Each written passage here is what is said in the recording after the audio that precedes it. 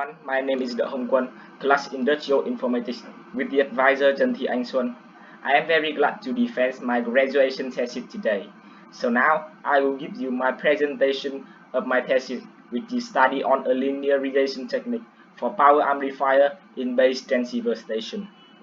First, I want to give you the objective and the contribution of my thesis to help you follow the content of my presentation. The objective of the thesis is study on pre-induction technique for linearization of power amplifier in base transceiver station. The contribution is first study on the theories of power amplifiers nonlinearity and pre-induction technique. Second, simulate and evaluate pre-induction in communication system. And third, integrate a commercial pre-induction solution into a real application. I will start my presentation with the outline here. My outline has 6 main parts. Part 1, Introduction. Part 2, Nonlinearity of power amplifier. Part 3, Linearization technique pre-distortion. Part 4, pre-distortion simulation. Part 5, Commercial pre-distortion solution. And finally, Part 6, Conclusion and future work. Part 1, Introduction. First, I want to talk about the overview of a power amplifier in wireless communication system. In wireless communication system, base transceiver station is a very important equipment that facilitates wireless communication between user equipments and the network. I have here a simplified block diagram of a base transceiver station. In the transmit path, the digital data is first processed in digital baseband processor and is converted into analog signal by DAC and is filtered by reconstruction filter to remove the outband noise. We have here an IQ modulator to upconvert the baseband analog signal into the RF signal. The RF signal is then amplified by power amplifier, and an antenna will radiate the RF signal into free space. So what is the role of power amplifier in base transceiver station? Power amplifier increases the power of RF signal to a significant power so that RF receiver can send the signal. And we can see in this figure, power amplifier is the most power hungry block. So its efficiency determines the overall efficiency of a base transceiver station. So why do we need linearization for power amplifier? Because there are 3 major performance metrics. First, linearity preserves the quality of transmitted signal and avoid any loss of information. Second, spectral efficiency is the number of bits per second that can be transmitted in a unit bandwidth. In modern telecommunication, new transmit formats such as QAM, CDMA, or FDM are employed to achieve a high spectral efficiency, and then the signal will have a high PAPR. PAPR stands for peak to average power ratio. And third, power efficiency is an important consideration that affects the deployment, operating cost, and environment. Unfortunately, RF power amplifier has trade-off between linearity and spectral efficiency versus power efficiency. We can see in this figure, if we want the input signal work in a linear region and have a high spectral efficiency with a high PAPR, the power efficiency of power amplifier will be very low, approximately 10%. If we want a higher power efficiency, the linear region of the power amplifier must be wider. So the objective is the design of power amplifier meets the linearity and spectral efficiency requirements with the highest possible power efficiency. In order to achieve the objective, we have to understand the nonlinearity of power amplifier. So where the nonlinearity of power amplifier comes from? It comes from distortion, including intermodulation and memory effect. If we have a two-tone signal at frequency f1 and f3, after power amplifier, other intermodulation term will appear. For example, third order intermodulation will appear at this frequency and this frequency, and fifth order intermodulation will appear at here and here. With the RF signal, intermodulation terms appear at the frequency near the input signal, so they cannot be filtered. And memory effect. Memory effect can be explained simply by the fact that the output of the system is a function not only at the corresponding input, but also of the inputs at other instant of the past. So how does distortion impact on our communication system? It has two main impacts. The first impact is on signal spectrum. I have here the input signal spectrum and the idea output system. Idea output signal spectrum must be similar, but intermodulation will make the output spectrum regrow like this, and then the memory effect will make a symmetric output spectrum like this. We can use adjacent channel leakage ratio to evaluate the impact on a signal spectrum, and the formula of ACLR is here, and the higher value the greater impact. The second impact is on signal constellation. I have here the input signal constellation, and the idea output signal constellation must be similar, but the intermodulation will make output signal constellation offset like this, and then memory effect will make the dispersion of output signal constellation like this. We can use the EVM error vector magnitude to evaluate the impact, and the formula of EVM is here, and the higher value the greater impact. We also need model of power amplifier to simulate it, and model of power amplifier can be classified into two types. The first is static nonlinearity model, which only describe distortion without memory effect, and dynamic nonlinearity model, which include memory effect. With static nonlinearity model, we have a Salem model and Taylor series, and with dynamic nonlinearity model, we have Volterra series and reduced Volterra series. For example, memory polynomial and generalized memory polynomial. In the next part, I will talk about a linearization technique, pre-distortion. How the pre-distortion work? The concept of pre-distortion is very simple. I have here a PA with a nonlinearity characteristic, and a pre-distortion circuit, namely predistortor, is inserted before the PA. This circuit inverts the nonlinearity characteristic of the PA, so the total linear system will have a linear characteristic. But why do we choose pre-distortion? I have summarized a comparison of linearization techniques in this table. We have link, feedback, feed-forward, and pre-distortion. But pre-distortion compared with other linearization technique, it has a low complexity, a high power efficiency in a wideband system. So we choose pre-distortion. When we have a concept of pre-distortion, how do we do pre-distortion for a signal?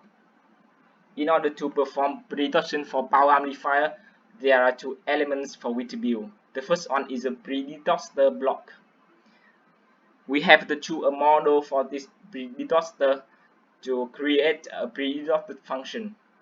And when we have a predistortor, the next job is to calculate the coefficients for this predistortor.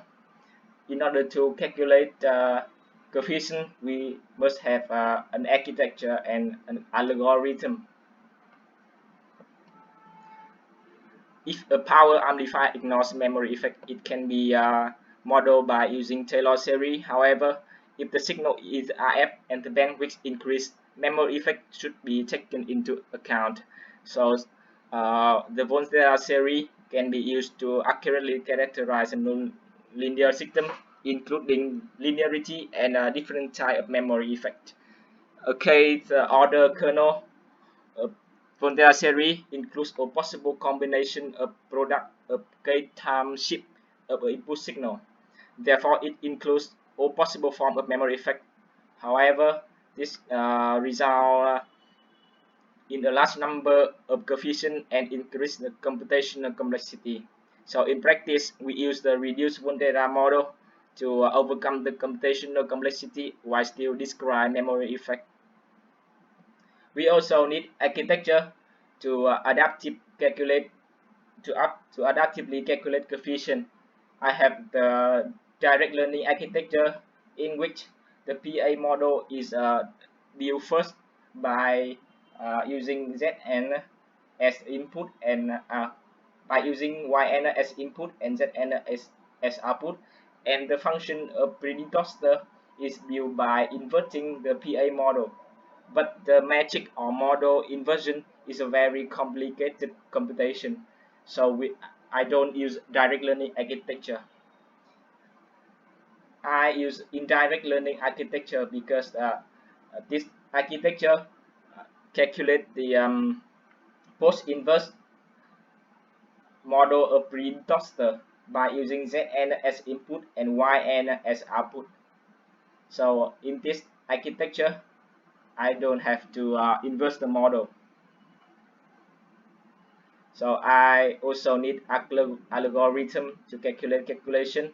I have here three algorithm: least mean square, recursive least square, and recursive prediction error methods. Three algorithms try to estimate the least square solution, but each algorithm try to estimate the autocorrelation and intercorrelation in different ways. We have a LMS algorithm, RLS, and RPEM. In the next part, I will describe the pre-reduction simulation. First, the simulation process is talk. The system with pre-reduction in simulating has four main blocks. First block, a signal generator will generate the signal for predecessor. Predecessor send the signal to power amplifier, and the amplified signal is sent back to coefficient calculation to calculate coefficient and send coefficient to predecessor. I simulate power amplifier using Salem model to easily adjust the nonlinearity characteristic of the PA, and I also use a reduced Volterra model for power amplifier to describe the memory effect. Signal generator, I simulate the 16 QAM modulated signal with 100 MHz bandwidth, and with predecessor, I simulate with the reduced Volterra model. And the coefficient calculation block, I simulate an adaptive indirect learning architecture block. And in this block is a coefficient calculation algorithm. I simulate three algorithms. The first is a least mean square algorithm. Second is a recursive least square algorithm, and finally is a recursive prediction error method algorithm. So after simulation process, I have the results. First, in the experiment A with the PA Salem model, this is a spectrum results. At the input power minus 20 dBm, the spectrum regrowth of the output P power amplifier is like this. And we have three algorithm: LMS, RLS, and RPM. Three algorithms to improve the ACLR of the output signal, but the RLS algorithm and RPM is better than the MLS algorithm. And when the input power minus 18 dBm, the least mean square algorithm become worse, but the recursive least square and recursive prediction error method still work. At input powers minus 16 dBm, the least mean square algorithm no longer converge, but recursive least square and recursive prediction error method still work. And at input power minus 14 dBm, the recursive least square become worse, but the recursive prediction error method still work better. And at input power minus 12 dBm, the recursive least square no longer converge.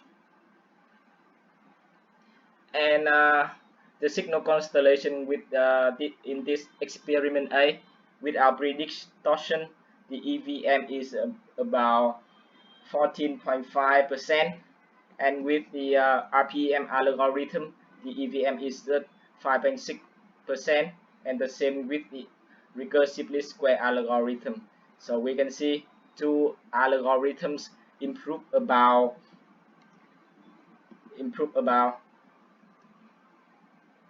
11% of EVM. So in experiment B, with the PA reduced Volterra model at input power 20 minus 23 dBm, the ACLR without distortion is about minus 23 dBc. With the least mean square algorithm, this algorithm do not improve the ACLR of spectra. But with the recursive prediction error method, the ACLR of signal is about minus 25.6 dBc, and with the recursive least square is the same. So recursive least square and recursive prediction error method improve about 3 dB. And the signal constellation in this experiment without distortion, the EVM is about 17%, and with the least square algorithm, the EVM is about 9%. With the recursive prediction error method is about 6.8%, and EVM with the recursive algorithm is 6.6%. So three algorithms do improve the EVM of the signal constellation. So I summarize all results and build a comparison table of three algorithms. The MLS is the lowest complexity in three algorithms, but the performance of this algorithm is weak. So I have a conclusion in simulation. Predistortion with indirect learning architecture with reduced Volterra model and three algorithms do improve the quality of signal, and the recursive least square and recursive prediction error method are comparable and outperform least mean square. In the next part, I will talk about a commercial predistortion solution. When I take an internship in retail, I have a chance to approach a commercial solution that is SC1905 of Maxim. It is a digitally assisted analog RF predistortion solution and uses reduced Volterra model, and I can program its parameters through SPI standard. And I set up a test bench here and programming for a program for this predistortor to evaluate the ability of SC1905. And I have a result. Without SC1905, the ACLR of the signal is about minus 27 dBc, and we can see the spectrum regrow like this. And with this solution, the ACLR is just 13.4 dBc, and we can see the spectrum regrow is improved. So SC1905 using reduced Volterra model to improve the ACLR of modulated signal. And in the final part, conclusion and future work. Conclusion, I have to say that predistortion with indirect learning architecture, reduced Volterra model, and three algorithms to improve the quality of signal. The recursive least square and recursive prediction error methods are comparable and outperform least mean square. And third is a SC1905, a commercial prediction solution using reduced Volterra model to improve the ACLR of the modulated signal. And I have future work to do in the future. I will optimize all the algorithms for better result. And I will study on different types of linear regression techniques, model architecture, and algorithms in addition to those proposed in the thesis. I also want to deploy predictor models, architecture, and algorithms on the real circuits using technology like FPGA to affirm this performance in reality. So here is the references, and that's the end of my presentation. Thanks for listening.